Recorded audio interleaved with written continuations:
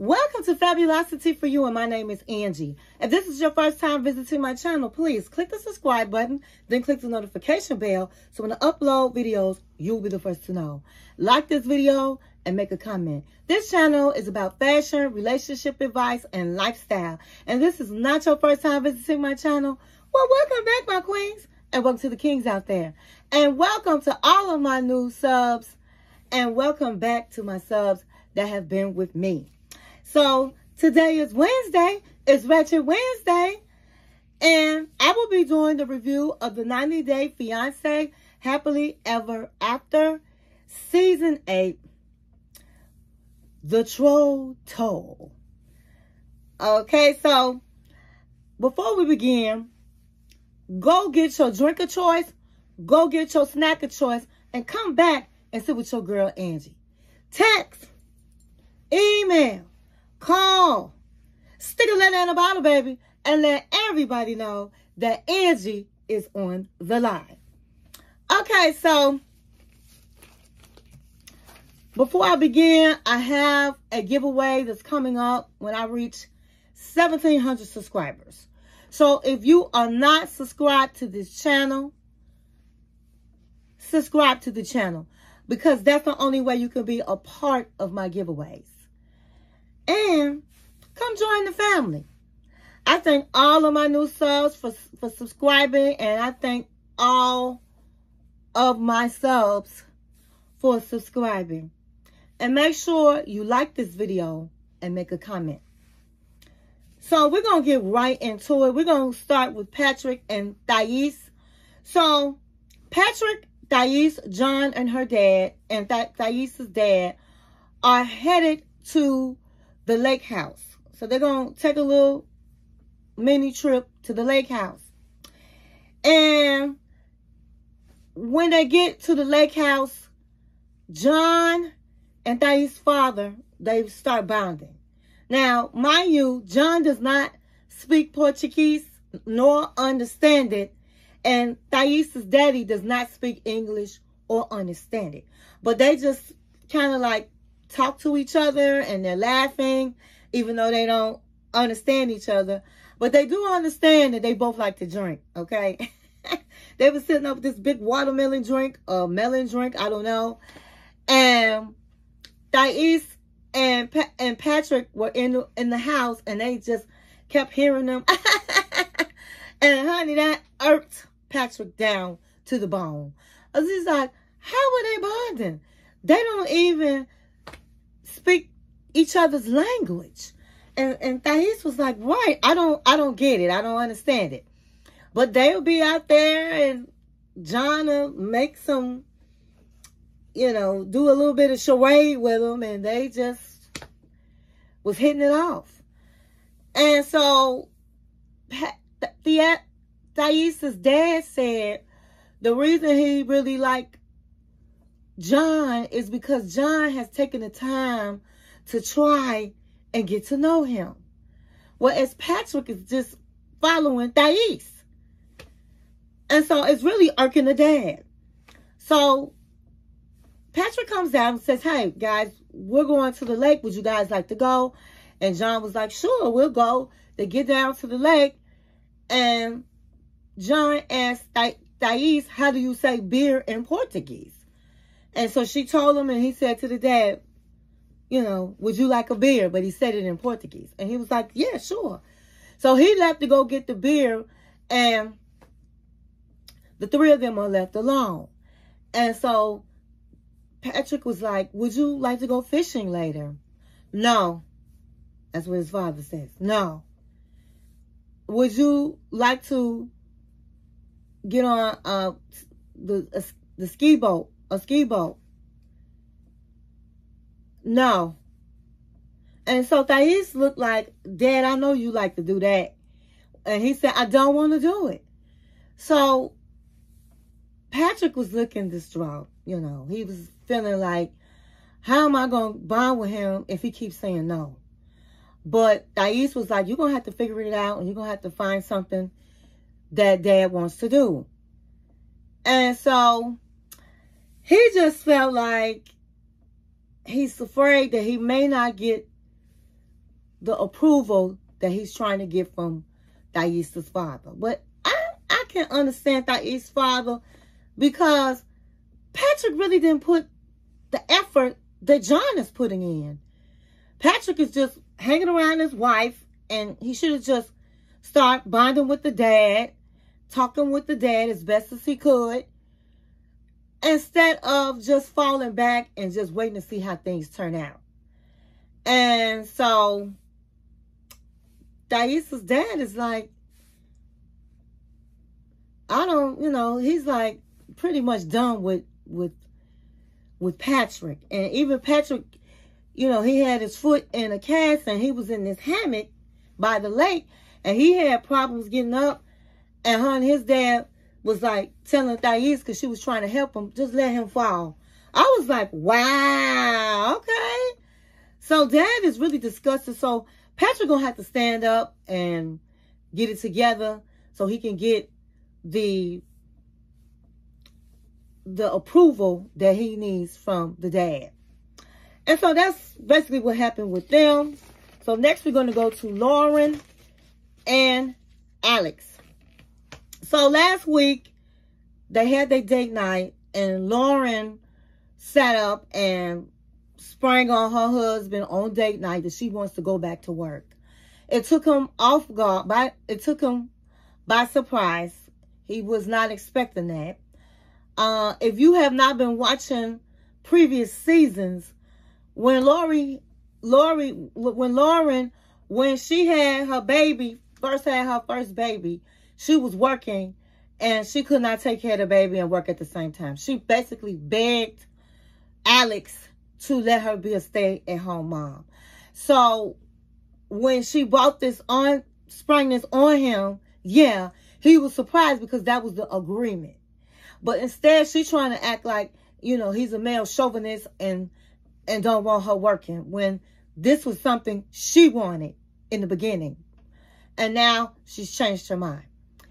So they meet out for lunch. This was a day later. And they talk about it. And he tells her he's sorry. I am your cheerleader. It's just, it was the wrong time. I wasn't expecting you to say it. And we're on date night. So wrong time, wrong place. And she was like, well, I get it. I did it at the wrong time, wrong place. But I really do want to go back to work. And I say, let her work. Let her work. Since she got the 4 babies, she still, I don't know if it's 3 or 4. She want to go back to work. Let her work. And so he was like, you can work as long as you can take care of the kids, the house, and me. Then sure, you can work. I support you. And so she was glad about that. Now, looking at next week, it looks like she's saying that she wants to have more surgery. And you know what? I'm done with Lauren. And I know Alex is going to be done, because he done already is doing everything he can for the family. Taking care of the kids. She wants him to do chores. She wants him, and then he's working every day. And so to do that, it just shows to me, number one, she needs to be sitting on somebody's couch and get her mind right, instead of trying to keep having surgeries on her body. So I don't know how that's going to work out, and what's that going to do to their marriage. But I guess we'll have to wait and see. Okay, so next we're going to talk about Kobe and Emily. So last week, they were leaving the hotel. They was going back to leaving Cameroon and going back to the United States. So now everything's packed. They're ready to go. Emily's checking the hotel and making sure, or I don't know if it was an Airbnb, to make sure everything is, they didn't leave anything behind. And so Kobe says, you know what? I think that we should stay here for 2 years, and so that the kids can really get to understand my culture. And we got enough money to buy a house here. We even can get it built up from the ground. And she looking at him like he had just got off the spaceship. I got to put my shades on. I got to put my shades on for this. She looking like, say what? Can you run that by me again? Because I don't think I heard you correctly. And he said it again. He was like, I want to move, us to move to Cameroon for 2 years. So my kids can learn about this culture. And she was like, your kids are too young to learn about your culture. They wouldn't even remember it. We're blessed to be able to stay in the United States. You do know that. So our kids can get good education and everything else. And he was like, yeah, but I think they will be able to remember. No, they can't remember. They're not going to remember. So he was like, I guess you run everything in this marriage, huh? You want to be in charge of everything going on in this marriage. And she looking at him like, listen, we can discuss this some other time where we can talk in detail.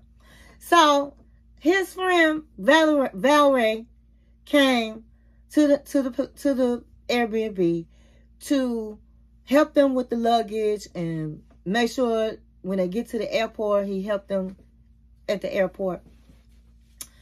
And so on the ride to the airport, you can tell, and Emily understands that Kobe is feeling homesick and just really doesn't want to leave. He's not ready to leave.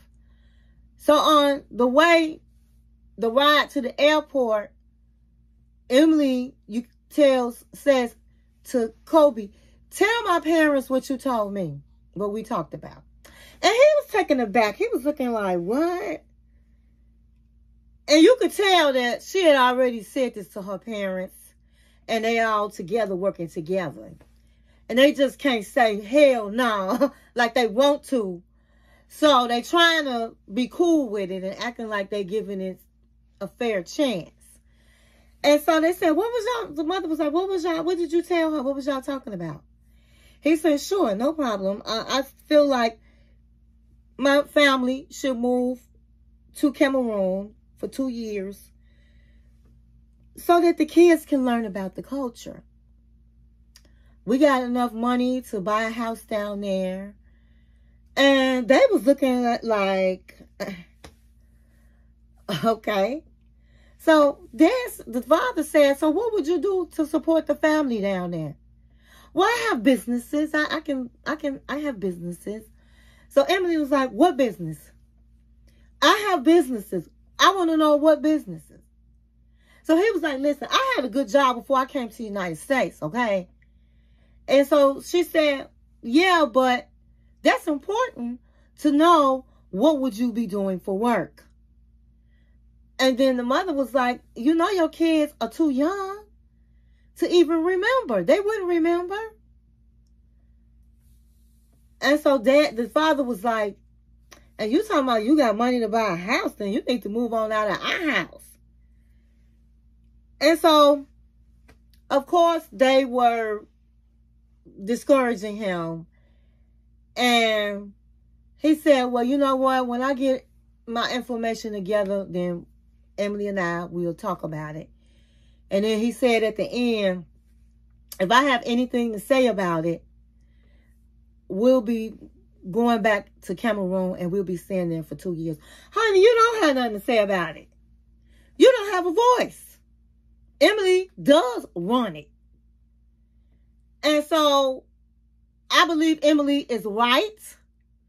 Who wants to move to Cameroon?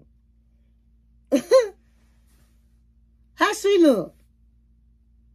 You know, so she's probably just hoping that he eventually settled back in the United States and stop talking crazy. Because that's all Kobe doing is talking crazy, honey. He don't have a voice. They not moving. They not moving to no Cameroon. But now next episode, they supposed to be wanting to move out of their parents' house.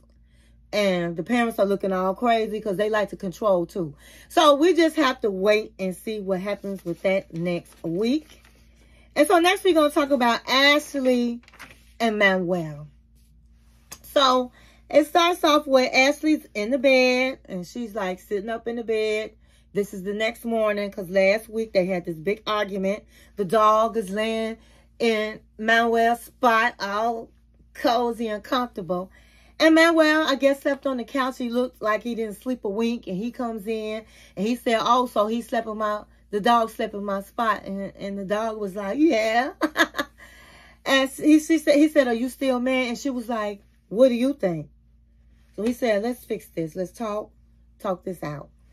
So she said, Manuel, did you send anybody in New York money? And he said, no, I did not. I don't know why Jonathan said that to you, but I did not. And I'm telling the truth. So she said, why? I don't get why you said you don't talk to your baby mama when you do. And he said, it's because you get real tripped out when I tell you stuff and you want to argue and fight. And that's the last thing I want to do. And I thought it'd just be easier that way. But I am truly sorry. He grabbed her hand. I'm truly sorry. I shouldn't have lied to you. And I was wrong. He said, woman, I was wrong. And honey, she looked like she was about to cry. And she said, that's all I wanted was you to come forth with information and be honest. And so she said, what did you do with the $1,000? Now, you guys know, I think a couple weeks back, he changed his password to his banking account because he said she likes to spend up the money, even though it's her money. So he said, I put it in the bank and I'm saving it. I don't want to just have nothing. And so I'm saving it. It's in the bank. Why didn't you just say that? And she said, what about the $300? Who needs that and why? He said, my mom needs it. She needs a new IV for her arm and something wrong and a lot of other stuff. And so she said, Manuel, I will give you the $300. If you just be honest and upfront and come to me with what you need and why, I don't have no problems. This is what I've been asking you to do. Because when you don't become upfront and tell me the reasons why and what you really are doing, my mind is thinking all kinds of different things. Well, all you have to do is just let me know. And so he said, I miss my family. I miss my kids. I don't want to put my burdens on you, but I am so sad. I miss my family. I miss my children. You don't know. And honey, she started, tears was running down her eyes.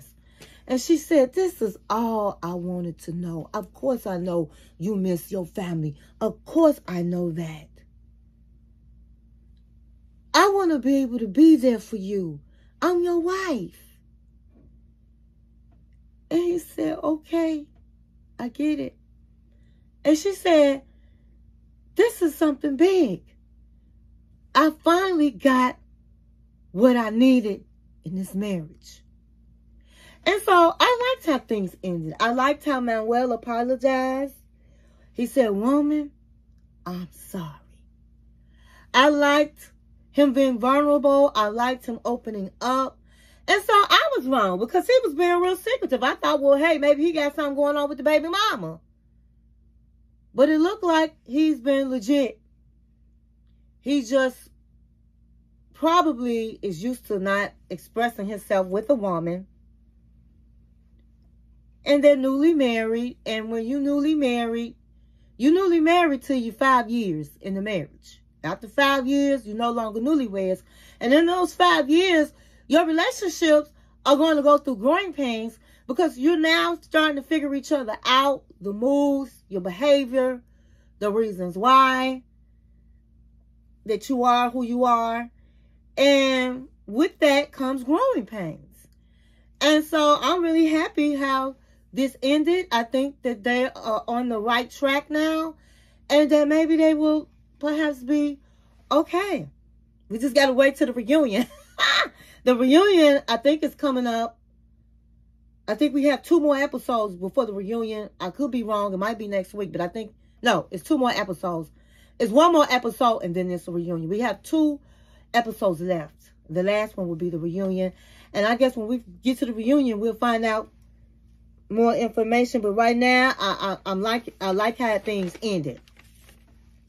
So next we're going to talk about Gino and Jasmine. So this week, Jasmine is doing another competition. It's called the costume. They're going to be wearing costumes that represent their country.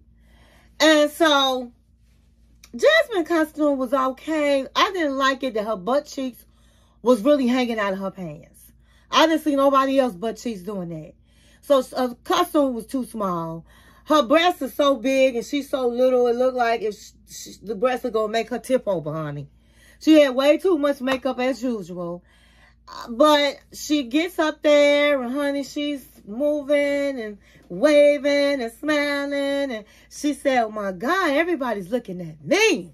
They looking at me. And, honey, she thought she was cute, honey. And she was doing a little bit this. And this is a beauty pageant. You know, you keep it real simple. And so they asked her, why did she join the pageant? And she was like, I joined the pageant because this is my first time in America. And honey, she kind of did a little pause. I guess she thought somebody was going to clap for her.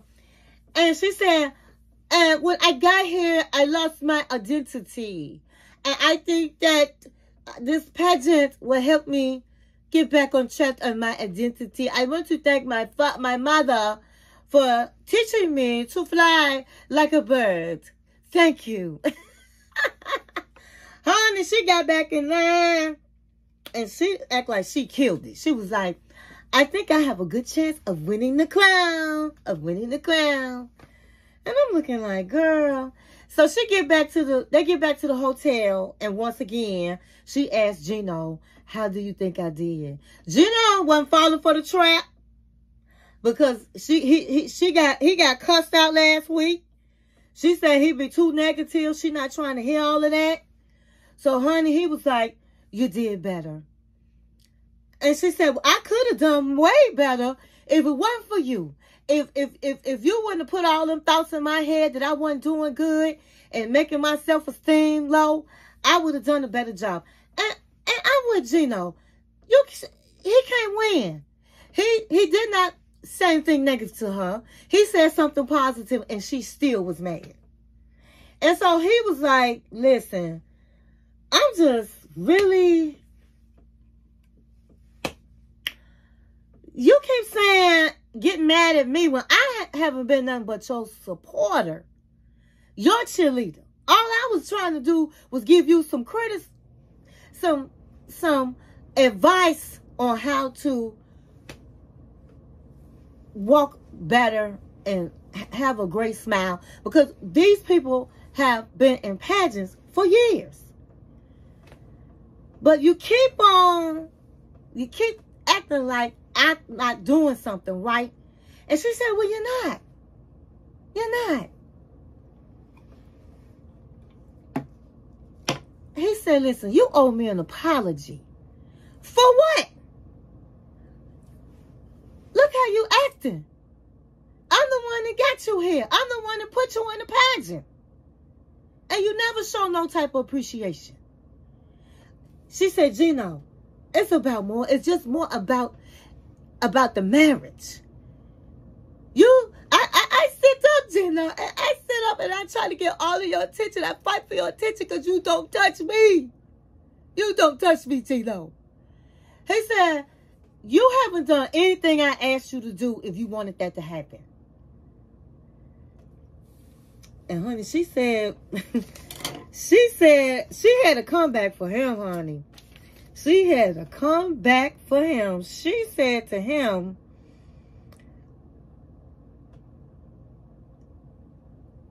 I had wrote it down what she said because it was kind of funny, but I can't think about it right now. But she had a comeback for him with that one. And so he was like, she said, why did you bring me here? He said, you know what? I'm asking myself that. When I first met you, when I first brought you over, I was thinking, you know, hey, you can change or things will get better. And at the time, I loved you at the time. But you're getting uglier and uglier by the day because of the things that's coming out of your mouth.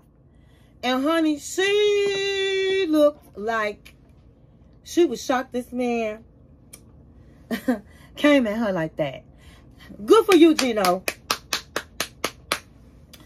She deserved all of that and more. And Gino said a mouthful, honey. He used the word, I used to love you. And then she was getting ugly and ugly about the day. And I'm going to keep it real. I understand what he's saying. We all have been with somebody that was nice looking. But they were some assholes. And they might have started off usually thinking they so cute. But as time go by, because they had some ugly ways, they became ugly in your eyes. And so you got to be careful how you talking to your man, honey. Even though you like to, some women like to be aggressive and some women like to be in charge.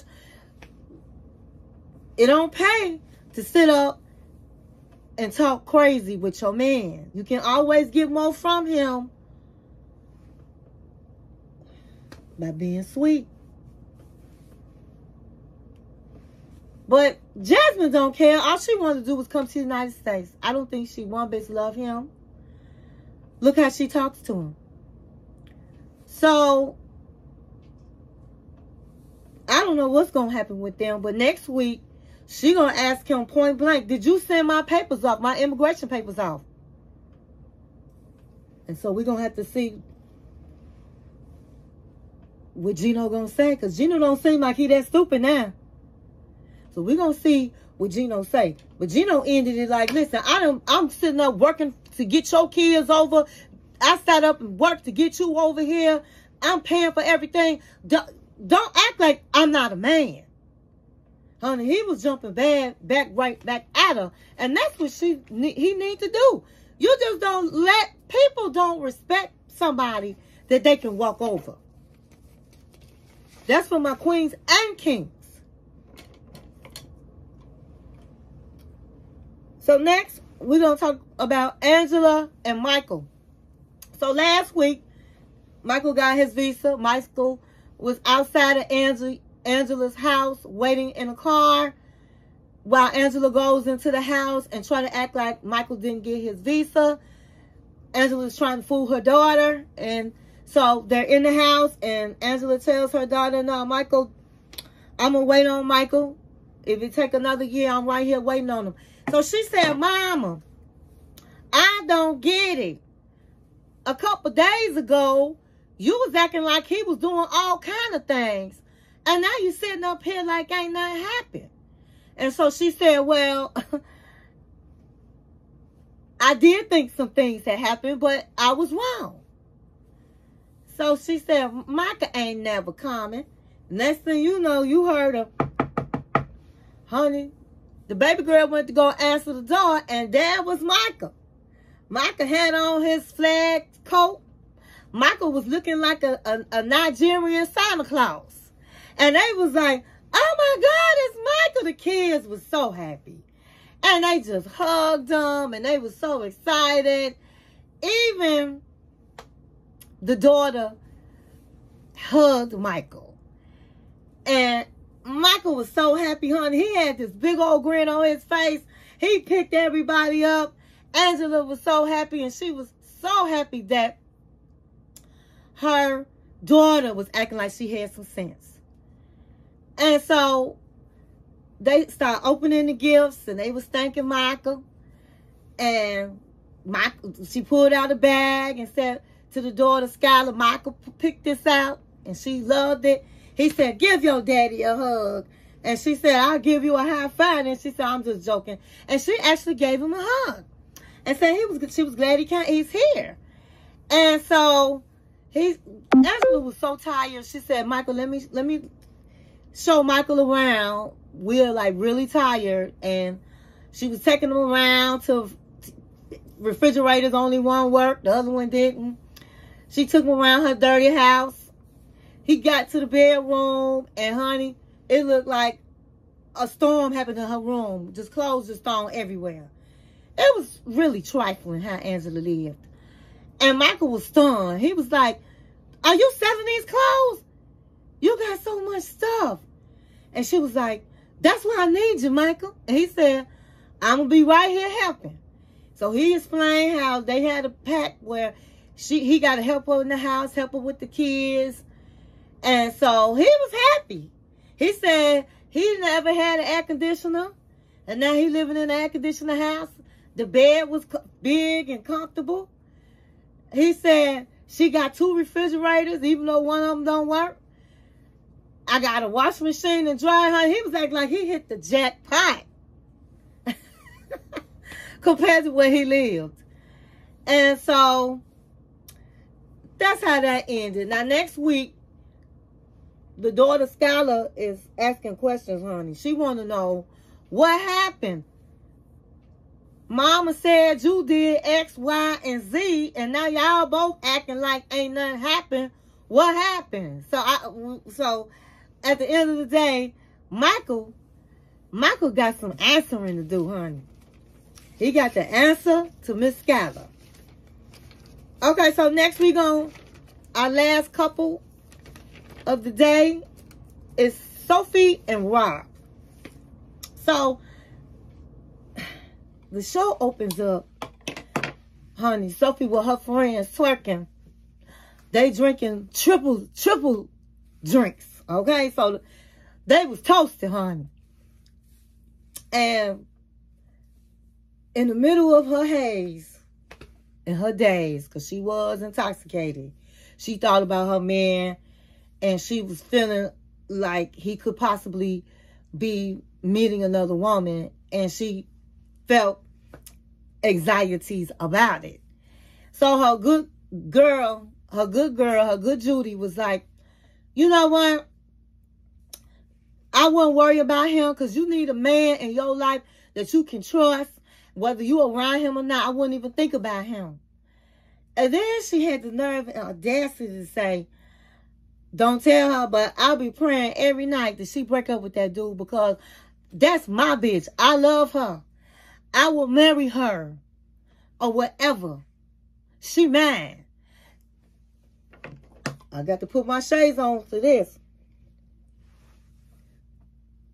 Could it be possible that Sophie and her friend, her quote best friend, that share the same bed, are lesbians together? Is she sleeping with her friend? That's what it sounds like to me. She ain't caring about going home and having sex with her husband or going home, honey. But she laying up every night in the bed with her friend. I'm sorry, I don't care if my friend had a 1-bedroom apartment. I'm going to be on the couch or the floor. I'm not going to be laying in the same bed with her. So I'm thinking that Sophie may be getting her freak on with her friend, with her best friend. And her friend done fell in love. So then they take it over to Rob. And last week he was in the club. So this week he's outside the club. And he's talking with his friends.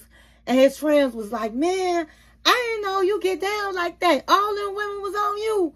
Dog, you got all them women on you. What you gonna do? What you gonna do? And he was like, well, man, you know, I'm still with Sophie. We still married. And they was like, she doing what she want to do, man. You better go and do you. And so this old, one of the women he was talking to came out. And she just looked so slutty. She had on, it looked like some panties with some fishnet stockings, some high heels, and a bra.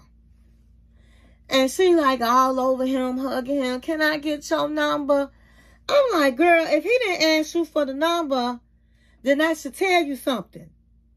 So he was like trying to get all out his face. Her breath probably smelled just like alcohol and everything, smoke.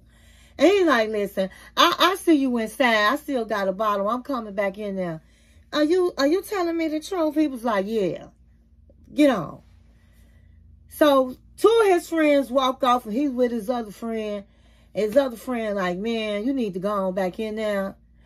And he was like, I haven't had sex in months. And if I wanted to scratch my itch, I could definitely do that. But I'm married. And then all of a sudden the phone rang. And it was Sophie. Hi, Rob.